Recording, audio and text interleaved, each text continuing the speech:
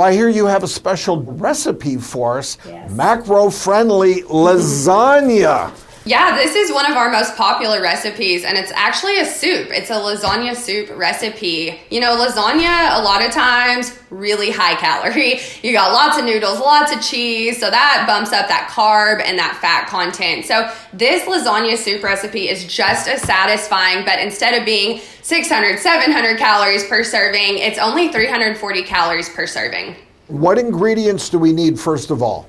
All right, so you're gonna use ground beef in this recipe, a lean ground beef. So we really suggest 96.4 to cut down on that fat content. And then you're gonna need veggies. So we say zucchini and bell pepper. They're really good for adding that volume and really making this soup filling. And then we are gonna add some baby spinach as well. And then you're gonna use a jar of pasta sauce and some chicken broth as your soup base. And then you are still gonna get the satisfaction of having those noodles. But what makes this macro friendly is that you're really cutting that noodle content down and breaking up the noodles, adding it into the soup. So you're still gonna get the satisfaction of the noodles, but you're cutting that carb count down significantly. And then you're gonna add some baby spinach at the end and top it with low-fat ricotta cheese and low-fat mozzarella.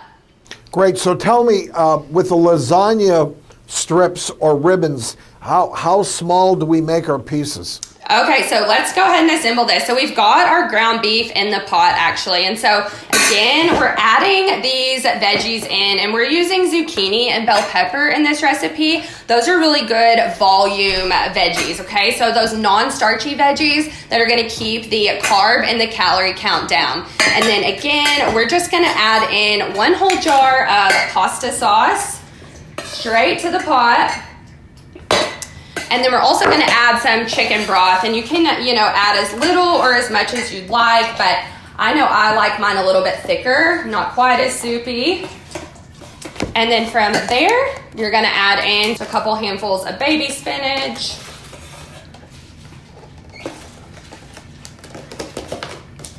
And then when it comes to the pasta noodles, you're just gonna break them up. And however big or small you want, there's really no wrong or right, but I like to just break the pieces off about like this.